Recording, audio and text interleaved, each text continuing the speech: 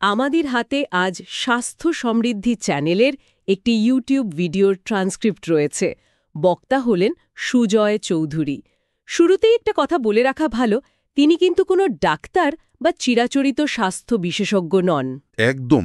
আর ওর এই যাত্রাটা শুরু হয়েছে একটা গভীর ব্যক্তিগত সংকট থেকে, আর সেটাই ওকে প্রচলিত ব্যবস্থার বাইরে তাকাতে বাধ্য করেছিল।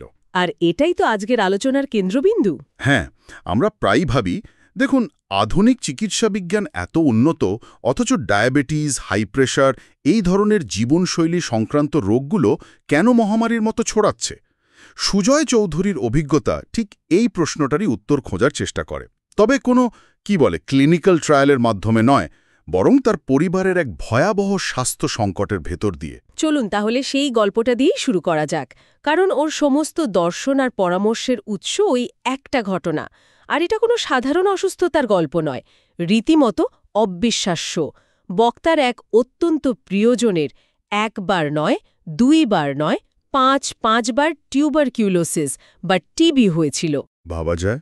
এটা শুনেই তো অবাক লাগে, কারণ আমরা তো জানি টিবির একটা নির্দিষ্ট কোর্স আছে, যা শেষ করলে রোগ সেরে যাওয়ার কথা। ঠিক তাই।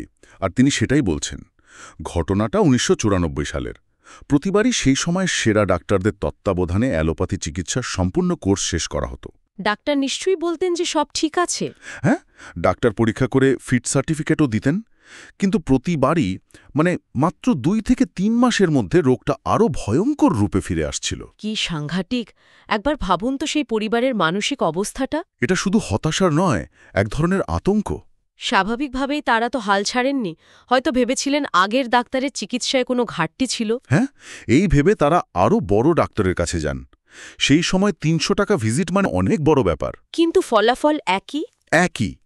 এরপর তারা হোমিওপ্যাথি চিকিৎসাও করান, কিন্তু সেই একই চক্র। কিছুদিনের জন্য একটু স্বস্তি, তারপর আবার রোগের প্রত্যাবর্তন। কিন্তু ব্যাপারটা এখানেই শেষ হয়নি, তাই না? না, এর একটা ভয়ঙ্কর পার্শ্ব প্রতিক্রিয়াও ছিল, যা এই গল্পের মোড় ঘুরিয়ে দেয়। তিনি লক্ষ্য করেন, এই দীর্ঘ আর শক্তিশালী চিকিৎসার ফলে শরীরে নতুন নতুন রোগের জন্ম হচ্ছে। যেমন অ্যাপথাস স্টোমাটাইটিস, মুখের ভেতরে ক্যান্সারের মতো দেখতে যন্ত্রণাদায়ক ঘা, যা আগে কখনো ছিল না। পাইলসের মতো সমস্যাও দেখা দেয়। একটা রোগ সারাতে গিয়ে আরও অনেকগুলো নতুন সমস্যা তৈরি হচ্ছিল। ঠিক তাই। এখানেই তো আসল সংকট। যখন চিকিৎসায় নিজেই নতুন রোগের কারণ হয়ে দাঁড়ায়, তখন মানুষ যাবে কোথায়? আর এই অভিজ্ঞতাটাই ওকে প্রচলিত ব্যবস্থার বাইরে ভাবতে বাধ্য করে। একেবারে। পঞ্চমবার যখন টিবি ফিরে আসে, তখন তিনি এক বৈপ্লবিক এবং হয়তো অনেকের চোখে বেশ ঝুঁকিপূর্ণ একটা সিদ্ধান্ত নেন। কি সিদ্ধান্ত? তিনি ঠিক করেন, এবার ১ টাকারও আধুনিক ওষুধ ব্যবহার করবেন না। বলেন কে? হ্যাঁ, সম্পূর্ণ যোগব্যায়াম এবং ন্যাচুরোপ্যাথি বা প্রাকৃতিক চিকিৎসার ওপর ভরসা করবেন। এবং ফলাফলটা চমকে দেওয়ার মতো। তিনি জানাচ্ছেন, সেই রোগী আজ প্রায় ২৪ বছর ধরে সম্পূর্ণ সুস্থ। কোনোদিন আর টিবি ফিরে আসেনি। অবিশ্বাস্য! কিন্তু এখানেই গল্পের শেষ নয়। কয়েক বছর পর সেই একই রোগীর একটি অটোইমিউন ডিজিজ ধরা পড়ে। অটোইমিউন ডিজিজ তো যেখানে শরীরের নিজস্ব রোগ প্রতিরোধ ব্যবস্থা ভুল করে নিজের সুস্থ কোষকেই আক্রমণ করতে শুরু করে। একদম। সে তো একটা সাংঘাতিক জটিল পরিস্থিতি। অত্যন্ত জটিল। ডাক্তাররা বলেন এর কোনো নিরাময় নেই, শুধু নিয়ন্ত্রণ আছে। ৩ বছর ধরে স্টেরয়েড দিয়ে যেতে হবে। কিন্তু আগের অভিজ্ঞতা থেকে শিক্ষা নিয়ে তিনি নিশ্চয়ই সেই পথে যাননি। না, যাননি। তিনি আবার প্রাকৃতিক চিকিৎসার পথ বেছে নেন। বক্তা নিজেই স্বীকার করেছেন, সেই ৬ মাসের চিকিৎসা ছিল অত্যন্ত কষ্টকর। রোগী প্রচণ্ড কষ্ট পেয়েছিল। কিন্তু শেষ পর্যন্ত তিনি দাবি করেন, রোগী ১০০% সুস্থ হয়ে ওঠেন। এই দুটো ঘটনা থেকে তিনি একটা সিদ্ধান্তে পৌঁছান, তাই না? উনি কিন্তু আধুনিক চিকিৎসাকে পুরোপুরি বাতিল করছেন না। না, একেবারেই না। এখানেই তার দর্শনের ভারসাম্যটা। হ্যাঁ, তিনি স্পষ্ট করে বলছেন, ইমার্জেন্সি বা ট্রমা কেয়ার, যেমন ধরুন অ্যাক্সিডেন্ট, হার্ট অ্যাটাক বা কোনো সার্জারি, হ্যাঁ, এইসব ক্ষেত্রে অ্যালোপ্যাথির কোনো বিকল্প নেই। সেটা জীবনদায়ী। একদম। কিন্তু জীবনশৈলী বা লাইফস্টাইল ডিজিজের ক্ষেত্রে ওর মতে এটা একটা চক্রের মতো কাজ করে, যেখানে একটা রোগ সারাতে গিয়ে আরও 10টা নতুন রোগ জন্মায়। ঠিক, যার জন্য আবার নতুন ওষুধের প্রয়োজন হয়। তাহলে ওর মতে আমরা ভুলটা করছি কোথায়?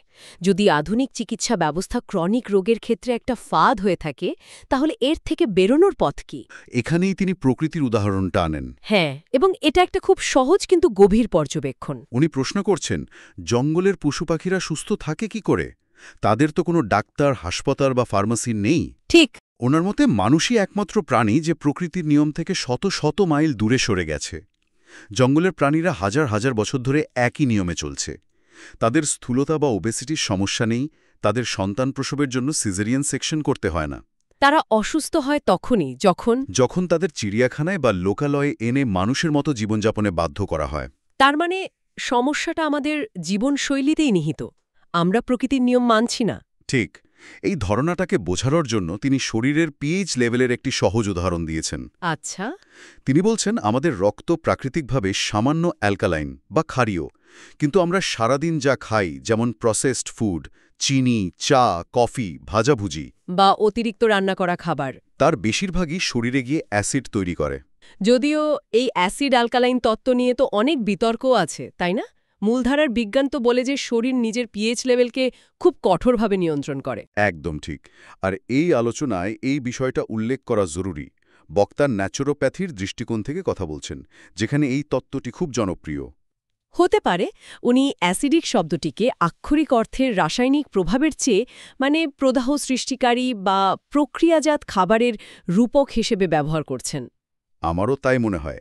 ওর মূল বক্তব্য হল, প্রকৃতির তৈরি তাজা কাঁচা ফল বা সবজিতে প্রচুর জল এবং প্রাণশক্তি থাকে, যা শরীরকে সুস্থ রাখে। কিন্তু আমরা সেই খাবারগুলোকে রান্না করে, ভেজে বা প্রসেস করে তার প্রাকৃতিক গুণ নষ্ট করে ফেলি। ঠিক।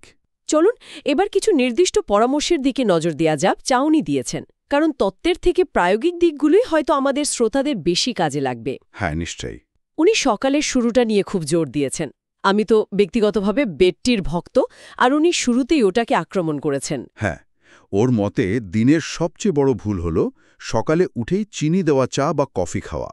উনি চিনিকে বলেন পৃথিবীর সেরা অ্যাসিডিক ফুড। বাপরে বাপরে। ওর যুক্তি হল, খালি পেটে চিনি খেলে তার সারা দিনের হজম প্রক্রিয়াটাকেই গোলমাল করে দেয়। এর পরিবর্তে ওর প্রথম পরামর্শ হল, দিন শুরু করা উচিত ঈষৎ উষ্ণ জল দিয়ে। এর পেছনের যুক্তিটা কি? যুক্তিটা খুব সাধারণ এবং যৌক্তিক। সারা রাত প্রায় ৮-১০ ঘন্টা আমরা জল খাই না, ফলে শরীরে জলের ঘাটতি হয় এবং রক্ত কিছুটা ঘন হয়ে যায়। আচ্ছা। সকালে ঈষদুষ্ণ জল পান করলে সেই রক্ত পাতলা হয়, কিডনি পরিষ্কার হয় এবং শরীরের প্রতিটি কোষে রক্ত সঞ্চালন স্বাভাবিকভাবে শুরু হতে পারে। এটা অনেকটা গাড়ির ইঞ্জিন স্টার্ট করার আগে যেমন অয়েল চেক করা হয় তেমনি। বেশ, তাহলে প্রথম ধাপ হলো শরীরকে ভেতর থেকে জল দিয়ে পরিষ্কার করা। কিন্তু উনি তো শুধু জলেই থেমে থাকেননি। এরপর উনি সবুজ পাতার রসের কথা বলেছেন, যা শুনতে বেশ কঠিন মনে হতে পারে।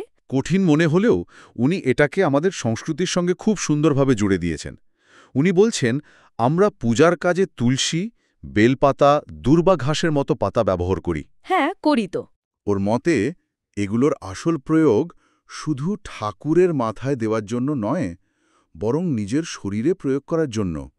এই পাতাগুলোর রস বা গ্রিন জুস শরীরকে ভেতর থেকে ডিটক্স করে এবং ক্ষারীয় বা অ্যালকালাইন করে তোলে, যা সারা দিনের জন্য শক্তি যোগায় এবং রোগ প্রতিরোধ ক্ষমতা বাড়ায়। একদম। আচ্ছা, এবার আসা যাক খাবার খাওয়ার নিয়ম নিয়ে। উনি শুধু কি খাবেন তাই বলেননি, কখন এবং কতটা খাবেন সেটার ওপরও জোর দিয়েছেন। হ্যাঁ, এখানে ওর ৩টি মূল সূত্র আছে। প্রথমত, সময়। ওর মতে সূর্য ওঠার আগে এবং ডোবার পরে খাবার বন্ধ করতে হবে। বিশেষ করে রাতে দেরি করে খাওয়াকে উনি খুব খারাপ বলেছেন। হ্যাঁ, ওটাকে উনি নিজের কবর নিজে খোঁড়ার সাথে তুলনা করেছেন। ওর যুক্তি হল, প্রকৃতির সমস্ত শক্তির উৎস সূর্য। সূর্য ডুবে গেলে আমাদের হজম ক্ষমতাও স্বাভাবিকভাবেই কমে যায়। তখন খেলে সেই খাবার হজম না হয় শরীরে পচতে শুরু করে। এটা মানা তো আজকের দিনে বেশ কঠিন, বিশেষ করে যারা দেরিতে কাজ থেকে ফেরে, তাদের জন্য তো প্রায় অসম্ভব। অবশ্যই কঠিন। উনি নিজেও স্বীকার করেন যে এটা একটা সাধনা। তবে ওর দর্শন অনুযায়ী প্রকৃতির নিয়মের সঙ্গে আপোস করার কোনো সুযোগ নেই। আচ্ছা, দ্বিতীয় সূত্রটা কি? দ্বিতীয় সূত্র হল পরিমাণ। এখানে উনি একটি বিখ্যাত উক্তি মনে করিয়ে দেন, মানুষ না খেয়ে মরে না, খেয়ে মরে। এই বিষয়ে উনি কোনো গবেষণার কথা উল্লেখ করেছেন কি? হ্যাঁ, উনি ইঁদুরের ওপর করা একটি আমেরিকান গবেষণার উল্লেখ করেন, যেখানে একদল ইঁদুরকে তাদের প্রয়োজনের তুলনায় কম খাবার দেওয়া হয়েছিল আর অন্য দলকে পেট ভরে খেতে দেওয়া হয়েছিল। আর দেখা গেল যে ইঁদুরগুলো কম খেয়েছে তারা অন্য দলের চেয়ে দ্বিগুণ বেশি দিন বেঁচেছিল। ওর পর্যবেক্ষণ হল ইতিহাসে যত নিরোগ, দীর্ঘায়ু এবং বুদ্ধিমান ব্যক্তি, যেমন বিভিন্ন মহাপুরুষ, তারা সাধারণত শীর্ণকায় বা পাতলা ছিলেন, স্থূলকায় নন। আর ওর তৃতীয় এবং শেষ সূত্রটি হলো কি খাবেন। একদম। এখানে ওর বার্তা খুব স্পষ্ট। প্রকৃতির তৈরি খাবার খান, কারখানায় তৈরি খাবার নয়। অর্থাৎ অ্যালকালাইন ফুড, মানে তাজা ফল, সবজি, স্যালাড। এবং ফাইবারযুক্ত খাবার বাড়াতে হবে। আর যা কিছু প্রসেসড, রিফাইন্ড, প্যাকেটজাত বা জাঙ্ক ফুড, সেগুলো সম্পূর্ণ বর্জন করতে হবে। ওর মতে যে খাবারের মেয়াদ 6 মাস বা 1 বছর, সেটা জীবন্ত খাবার হতে পারে না। এতক্ষণ আমরা ওর পরামর্শগুলো নিয়ে আলোচনা করলাম, কিন্তু আমার মনে হয় এই সব কিছুর পেছনে ওর যে মূল বার্তা, সেটা হলো মানসিকতার পরিবর্তন। শুধু খাদ্যাভ্যাস বদলালেই হবে না, স্বাস্থ্য নিয়ে আমাদের চিন্তাভাবনাটাকেই বদলাতে হবে। এটাই হয়তো ওর সবচেয়ে গুরুত্বপূর্ণ কথা।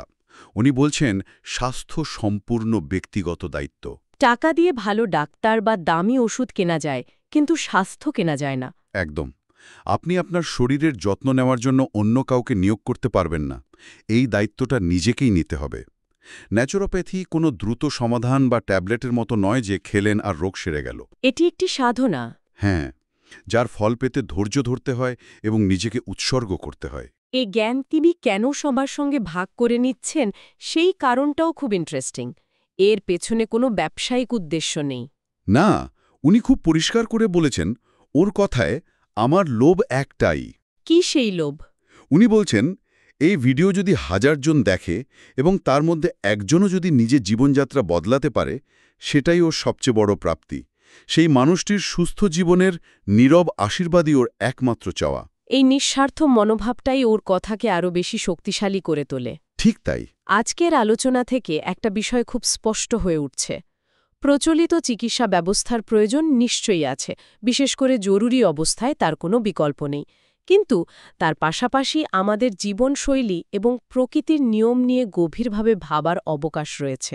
আমরা হয়তো চিকিৎসার ওপর অতিরিক্ত নির্ভরশীল হয়ে পড়েছি এবং নিজের শরীরের দায়িত্ব নিতে ভুলে গেছি।